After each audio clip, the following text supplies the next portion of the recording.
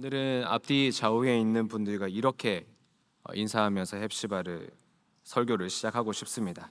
우리 앞뒤 좌우를 한번 인사하겠습니다. 아침 영상 메시지 1000회를 축하합니다. 축하드립니다. 우리에게 주어진 이 말씀의 축복이 얼마나 큰지요. 오늘 우리가 함께 읽은 본문처럼 이 말씀의 진리가 우리를 자유롭게 할 줄 믿습니다. 어떻게 이 진리의 말씀이 우리를 자유롭게 할 수 있을까요? 예수님은 내 말에 거하다, 거하다라는 이 표현을 반복해서 사용하시는데요. 우리 31절 말씀 다시 한번 읽어보도록 하겠습니다. 그러므로 예수께서 자기를 믿은 유대인들에게 이르시되 너희가 내 말에 거하면 참으로 내 제자가 되고.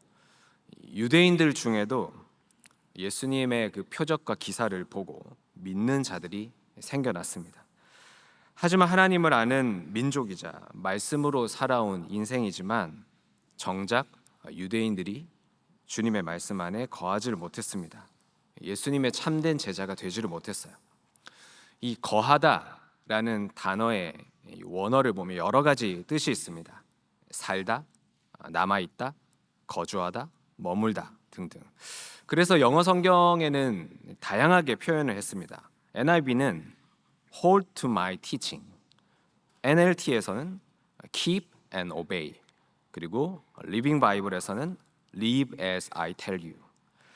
그렇다면 이 거하다라는 말을 그대로 나에게도 적용해 볼 수 있습니다. 여러분은 나에게 주신 그 말씀의 가르침을 붙잡고 계십니까? 그 말씀을 지키고 순종하십니까? 그리고 주님이 나에게 말씀하신 대로 살고 있습니까? 그러면 이제 또 다른 의문이 들어요. Hold to my teaching, keep and obey, and live as I tell you를 무엇으로 내 삶에서 알 수 있는가? 이 삶의 어떤 모습으로 내가 지금 말씀에 거하고 있음을 확신할 수 있습니까? 다 같이 32절을 한번 읽겠습니다. 32절 시작. 진리를 알지니 진리가 너희를 자유롭게 하리라. 예수님의 이 말씀대로라면 나는 진리를 알고 있는가? 그 진리로 인해서 나는 지금 자유롭게 살고 있는가? 이것으로 확인할 수 있겠습니다. 진리가 무엇입니까? 사전적인 의미로는 변하지 않고 늘 정확하게 맞는 것, 언제 어디서나 누구든지 인정하는 보편적인 법칙이나 사실, 그것을 말합니다. 좀 더 적극적으로 표현하자면 나의 현실에 분명하고 틀림없이 맞아 떨어지는 것, 그것을 진리라고 말할 수 있습니다. 그렇다면 진리를 아는 사람은 내 삶에 일어난 여러 가지 환경과 사건들을 가지고 말씀 앞에 나아갔을 때 변하지 않는 그 말씀 앞에 내 삶이 정확하게 맞는 것을 인정하는 사람, 언제 어떤 상황이든 나의 기분과 감정을 뛰어넘어서 항상 하나님의 말씀 앞에서는 그 하나님이 옳으시다라고 인정할 수밖에 없는 사람, 바로 이런 사람이 진리를 안다라고 정의할 수 있겠습니다. 이 진리를 안다는 것을 이렇게 정의를 해야 진리가 너희를 자유롭게 한다라는 말이 해석이 됩니다. 내가 판단할 때 좀 좋은 일은 진리고 이런 일은 일어나서는 안 되거나 감추고 싶은 일은 진리가 아니야, 이렇게 한다면 우리는 나에게 주어진 인생에서 결코 자유로울 수가 없습니다. 어디에선가는 타협을 해야 되고 어떤 부분은 스스로 합리화를 해야 내가 정한 그 구역 안에서는 이제 내가 자유로울 수가 있거든요. 하지만 그것은 나만의 착각이지 진정한 자유로움은 아니죠. 나는 믿는 사람이고 결국 다 잘 될 일이고 그러니까 내 마음대로 하겠다. 하나님이 내 마음을 아시니까 이건 내 자유다. 이런 거는 더더욱 아니고요. 표적과 기서로만 예수님을 믿는 유대인들이 딱 그랬습니다. 내 기준에 예수님이 옳고 대단한 분이라고 생각을 하면 거기서 믿어요. 하지만 그 예수님의 말씀이 나에게 걸림이 되거나 나에게 일어나서는 안 되는 일에 대해서 말씀을 하신다면 갑자기 정색을 하고 방어적인 태도를 취합니다. 33절 함께 읽겠습니다. 그들이 대답하되 우리가 아브라함의 자손이라 남의 종이 된 적이 없거늘 어찌하여 우리가 자유롭게 되리라 하느냐. 이 유대인들에게는 건들지 말아야 할 영역이 하나 있습니다. 바로 유대인들의 자존심입니다. 근데 예수님이 방금 유대인들이 하나님의 말씀 안에 거하지 않고 있고 너희는 진리를 모르고 그래서 자유로운 자가 아니다, 종이다, 매여 있다, 이렇게 지적을 하셨어요. 그러니까 이 유대인들의 이 자존심을 이 다이렉트 어택을 하신 겁니다. 여기 요즘에 자녀들이 많이 나와가지고 참 영어를 하려니까 힘듭니다. 아라는 듣고 있니? 유대인들의 역사가 참 우여곡절이 많았습니다. 애굽에서의 포로 생활을 시작으로 광야에서의 나그네 생활을 하고 끝없는 전쟁이 있었고 남북으로 나라가 분단이 되고 그리고는 아스로와 바벨론에 의해서 멸망하고 포로로 끌려가기까지 이 참 쉼없는 고난의 연속이라고 해도 과언이 아니죠. 그런데 이제 중요한 것은 왜 이런 일들을 겪었는가입니다. 34절 말씀 읽겠습니다. 예수께서 대답하시되 진실로 진실로 너희에게 이르노니 죄를 범하는 자마다 죄의 종이라.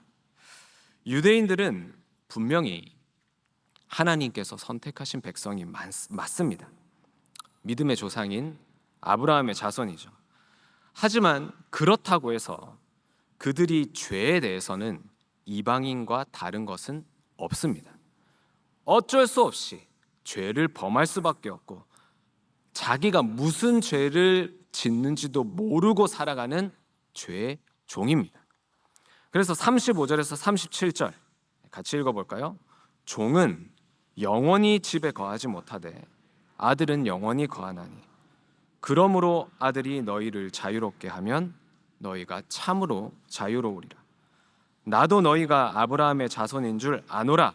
그러나 내 말이 너희 안에 있을 곳이 없으므로 나를 죽이려 하는도다.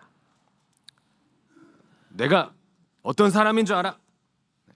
내가 왕년에 얼마나 믿음이 좋고 교회에서 봉사를 열심히 했는데 내가 지금 이런 대우를 받을 정도가 아니지. 하나님이 무조건 내 편인데 결국 나는 잘 되고 너는 벌 받을 거야. 알아. 이렇게. 유대인들이 아브라함의 자손으로 스스로 만들어 놓은 이 굴레가 누구보다 하나님의 말씀에 가까이 있으면서도 오히려 스스로 자유롭지 못한 그 굴레 안에서 종이 되어 버렸습니다. 하나님이 왜 유대인을 하나님의 백성으로 선택하셨습니까? 예수님이 왜 우리를 위해 이 땅에 오셔서 십자가를 지시고 죽으셨나요? 죄의 종으로 살고 있는 우리를 하나님이 선택하시고 구원을 베푸시기 위함이 아닙니까? 이 땅에서도 구원받은 백성으로 말씀의 진리를 따라 참된 자유 안에 거하라고 주신 은혜가 아니겠습니까? 이 진리 안에 거하는 자유는 내 마음대로 살아가기 위한 면죄부를 받기 위한 것이 아닙니다. 나는 죄인입니다 라는 자기 부인과 회개에서부터 시작되는 은혜입니다. 내가 뭐라고? 왜 나에게 이런 진리가 주어졌지? 은혜 받고 믿는다고 하면서도 여전히 죄인이고 아무리 아닌 척하고 노력을 해도 죄를 범하는 죄의 종일 뿐인데 왜 나에게 매일마다 매 주일마다 하나님의 말씀으로 큐티로 이 말씀의 진리가 나에게 왜 주어질까? 왜 다시 살아갈 지혜와 힘을 말씀으로 공급해 주실까? 맞아. 내가 잘난 척을 하지 말아야지. 앞뒤도 없는 그런 긍정의 힘도 아니고 나 중심적인 그런 이기적인 바램도 아니고 그냥 오늘 주신 말씀으로 살아가고 그 안에 거하는 것이 나에게 자유를 주는 거야. 좋은 날은 좋아서 말씀 안에 거하고 힘든 날은 힘들기 때문에 진리 안에 거하고, 이해되지 않는 일에서는 그렇기 때문에 더욱 예수님 안에 거해서 말씀과 진리의 주님이 내 인생을 어떻게 해석해 주시는지 깨달아야겠다. 이것이 믿는 자에게 주시는 자유 아니겠습니까? 이 자유를 누가 뺏을 수 있겠습니까? 어떤 환경이, 어떤 사건이 뺏을 수 있겠어요? 누가 이 자유에 침범할 수 있겠습니까? 우리 38절에서 41절까지 말씀 같이 읽겠습니다. 나는 내 아버지에게서 본 것을 말하고 너희는 너희 아비에게서 들은 것을 행하느니라. 대답하여 이르되 우리 아버지는 아브라함이라 하니 예수께서 이르시되 너희가 아브라함의 자손이면 아브라함이 행한 일들을 할 것이거늘 지금 하나님께 들은 진리를 너희에게 말한 사람인 나를 죽이려 하는도다. 아브라함은 이렇게 하지 아니하였느니라. 너희는 너희 아비가 행한 일들을 하는도다. 대답하되 우리가 음란한 데서 나지 아니하였고 아버지는 한 분뿐이시니 곧 하나님이시로다. 만약 지금 우리가 예수님과 이 대화를 했다면 꽤 이렇게 불쾌했을 겁니다. 하나님을 믿고 살아간다라는 이 자존심으로 똘똘 뭉친 우리에게 지금 직격탄을 날리고 계시거든요. 예수님은 하나님과 동등하시고 하나님의 말씀이 육신을 입은 그 자체이시기에 당연히 아버지에게서 본 것을 말하시지만, 죄인인 우리는 우리의 본질적인 아비인 죄의 아비 사단에게서 들은 것을 행합니다. 이제 이게 인정이 되느냐라는 문제인데, 기분이 막 이제 슬슬 나빠지려고 하시죠. 그러니까 39절의 유대인들이 우리 아버지는 아브라함이다 이렇게 퉁명스러운 대답을 하는 겁니다. 근데 이제 거기에 예수님이 봐주시지를 않고 너희는 전혀 그렇지 않다 이렇게 차갑게 다그치세요. 그랬더니 뜬금없이 41절에 툭 튀어나오는 말이 우리가 언제 음란했냐, 우리는 그런 천한 출신이 아니다 이렇게 얘기를 해요. 너도 좋고 나도 좋은 상황에서는 그 사람의 본성, 본심을 알기가 어렵습니다. 교양, 체면, 처세가 이렇게 둘러싸여 있으니까 말이죠. 하지만 때로는 예수님이 오늘 이 유대인들을 대하시는 것처럼 내가 어떠한 죄인인지를 직면하게 하게 하실 때가 있습니다. 얼마나 몰아붙이면 오늘 이 대화에서 너희가 나를 죽이려 하는도다가 2번이나 나와요. 그리고 실제로 유대인들이 예수님을 십자가에 못 박죠. 그럼 이제 제가 무슨 얘기 하려는지 아시겠죠? 이 기분이 나쁘시겠지만 오늘은 이 말씀을 이제 우리가 들을 수 있어야 됩니다. 그러니까, 난 유대인 아니야, 난 착해, 난 믿음 좋아, 내 말이 오라, 다 잘 될 거야 이렇게 생각하시면 이제 딱 유대인이 되시는 거예요. 예수님의 말에 거하는 참 제자는 어떠한 주님의 말씀도 하나 땅에 떨어지지 않는 완전한 하나님의 음성으로 듣고 반응하는 자입니다. 축복의 말씀은 축복으로, 저주의 말씀은 저주로 들을 줄 알아야 진리가 내 안에 거하고 비로소 자유함을 누릴 수 있기 때문입니다. 오늘 우리는 주님의 말씀 안에 거하기 위해서 먼저 말씀을 듣고 믿고 살아온 자, 하나님의 백성으로 선택받은 유대인으로 이 말씀을 받아야 합니다. 아무리 내 나름대로 신앙생활을 해온들 죄의 종이 되어서 또 죄를 범할 수밖에 없는 존재임을 인정해야 합니다. 주님의 말씀이 내 안에 거할 곳이 없다는 애통함으로 회개하며 내가 예수님의 십자가에 못 박은 죽인 자라고 회개하며 들어야 합니다. 왜냐하면 우리는 내 삶의 모든 것을 말씀 앞에 꺼내어 놓고 살지를 못하기 때문입니다. 아브라함은 말씀하시기에 믿음으로 갈대아 우르를 떠났고, 그럼에도 아내를 2번이나 팔아먹고 첩의 아들인 이스마엘에게 기대를 걸었지만 모든 힘이 빠진 100세가 되어서야 주님이 이삭을 통해 이루실 하나님의 말씀을 믿어 그를 제단에 드렸습니다. 그런데 우리는요, 내 삶 곳곳에 은밀하게 숨어있는 우상을 말씀과 공동체 앞에서 꺼내지도 못하잖아요. 욕심과 이기심으로 다른 사람을 이용하고 돈과 안정감이 있는 것이라며 하나님의 뜻을 거기에 끼워 맞추면서 기대를 하지 않습니까?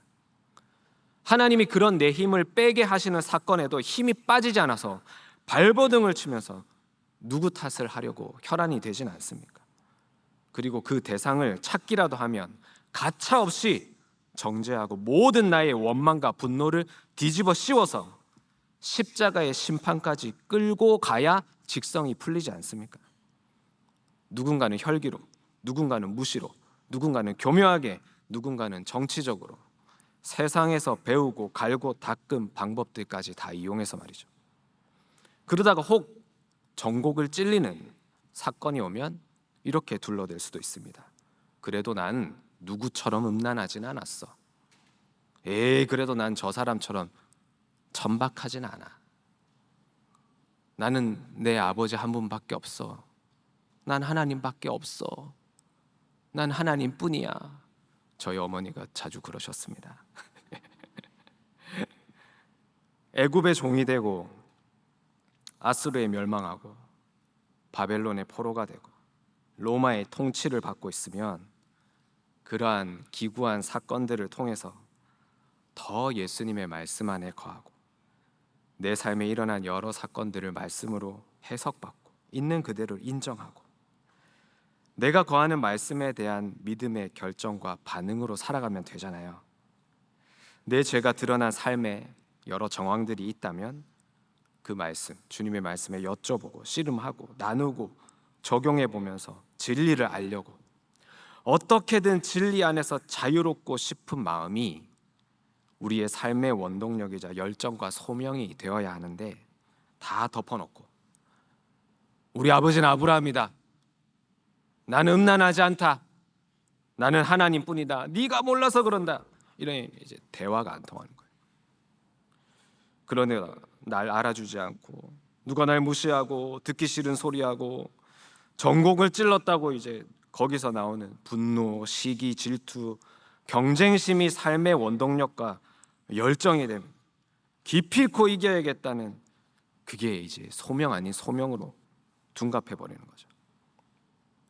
40절에 예수님께서 아브라함은 이렇게 하지 아니하였느니라는 이제 성경을 번역하는 과정에서 상당히 이제 부드럽게 표현한 말이고요. 이걸 직역을 하면 야 아브라함이 이따구로는 하지 않았어. 이게 이제 정확한 표현입니다. 그러니까 이제 유대인들이 얼마나 혈기가 끌어넘치겠어요. 예수님을 그토록 죽이고자 했던 게 좀 더 이해가 됩니다. 저는 어릴 적에 진로를 정하려는 고민을 하다가 음악을 하고 싶었어요.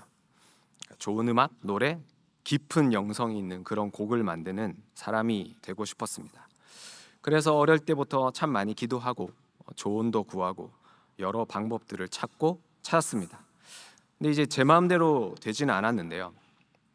처음에는 당시에 이제 강력한 경제력을 갖고 계시는 아버지의 반대가 있었고, 이후로는 이제 나 스스로라도 길을 찾아야겠다라고 했을 때는 꼭 이제 결정적인 순간에 좀 어그러지는 일들이 있었습니다.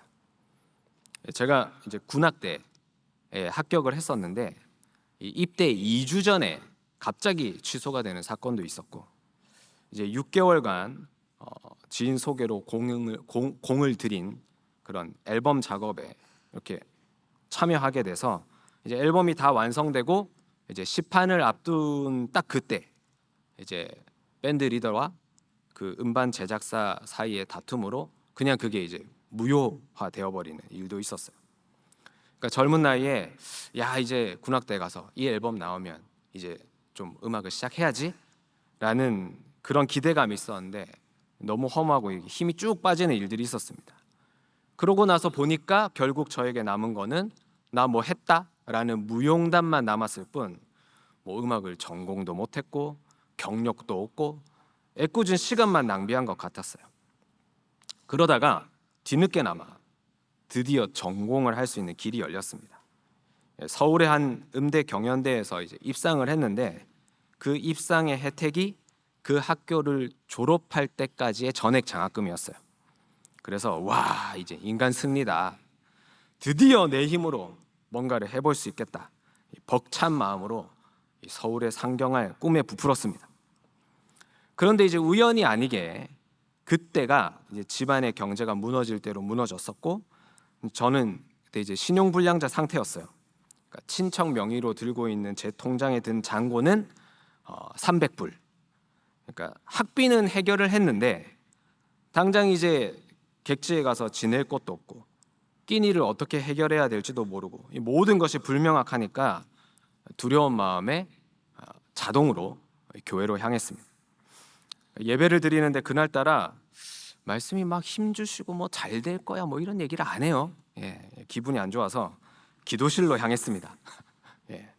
그리고 그날 그 기도실을 저는 잊지 못합니다. 무릎을 꿇고 눈을 탁 감자마자 갑자기 제 앞에 수많은 장면들이 막 순식간에 지나갔습니다. 이 촌놈이 서울에 올라가서 음악 경연대에서 이제 예선도 있고 뭐 본선도 있고 막 그렇거든요. 막 치르면서 이제 내 시선이 막 머물렀던 것. 서울에 왔으니까 이제 홍대, 신촌 이런 데 가봐야 되잖아요.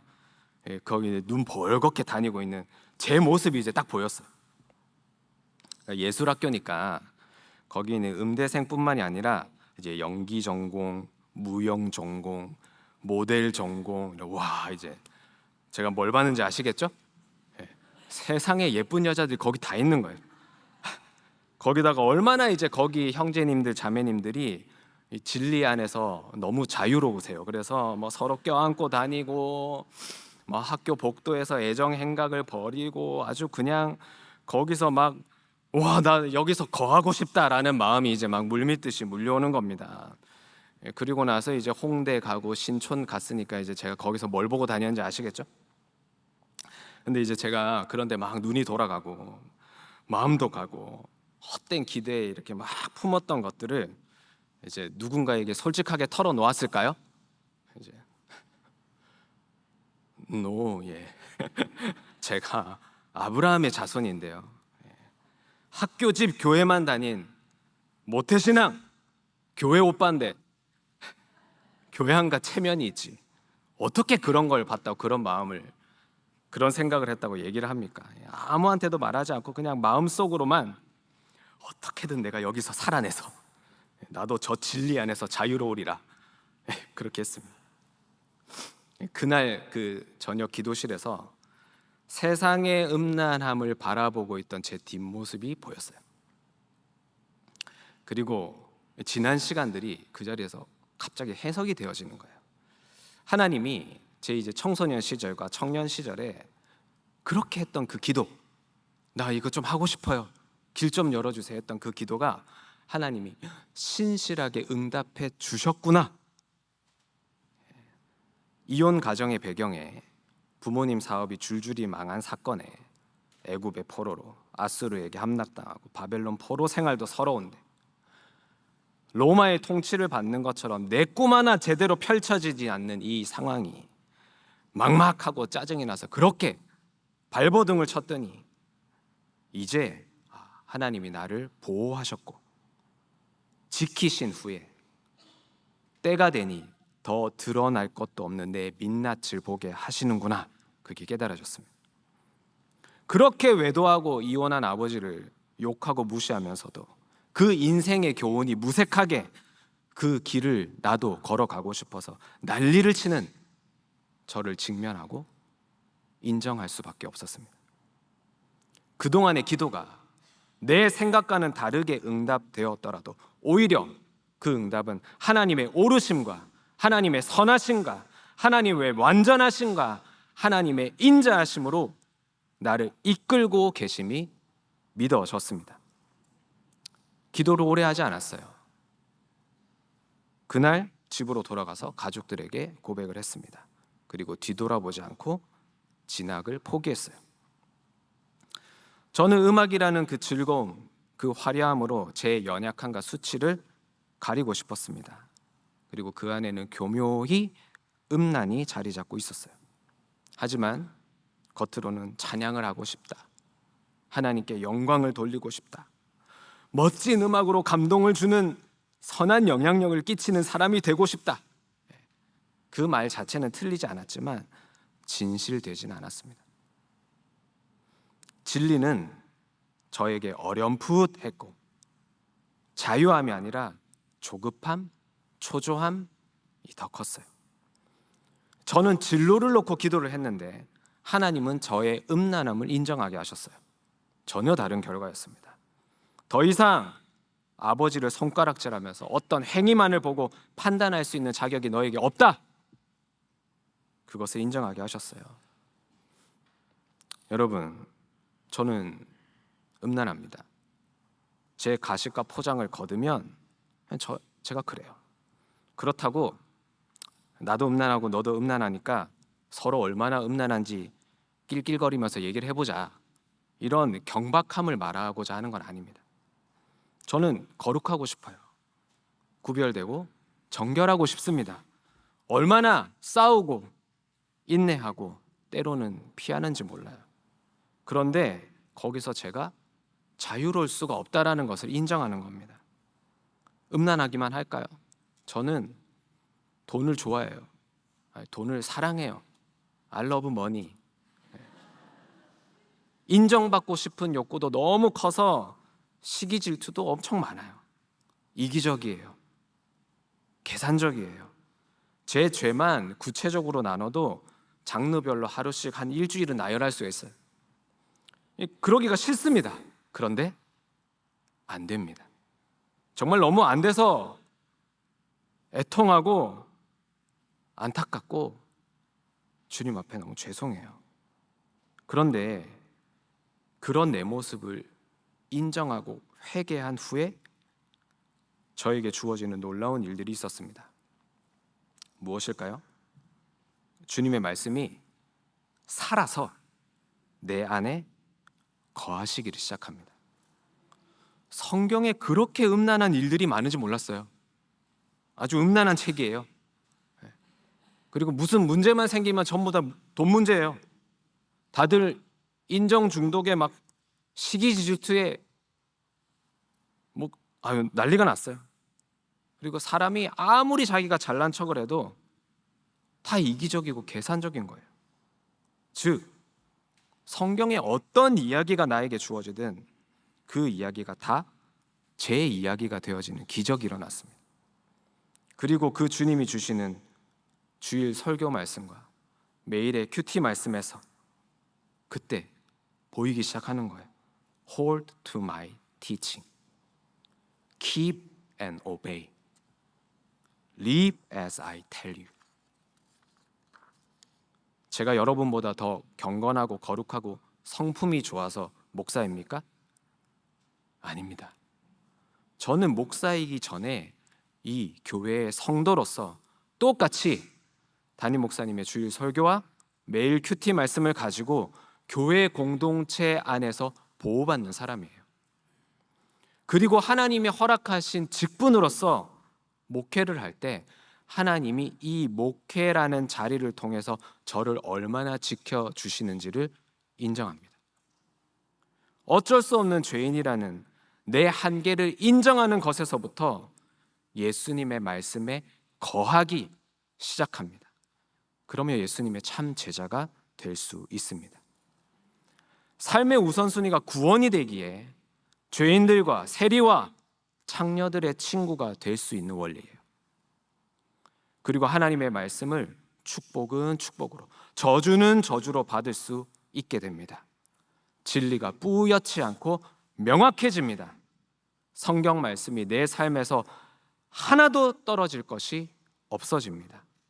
그리고 그 진리 안에 거하는 자는 참된 자유를 경험합니다.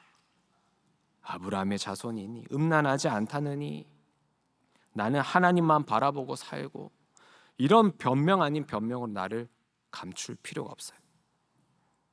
지난 주일에 이제 교회에 베델교회가 이제 처음이신 새가족분이 지난 주일 설교를 듣고 기도 제목을 나눠 주셨어요.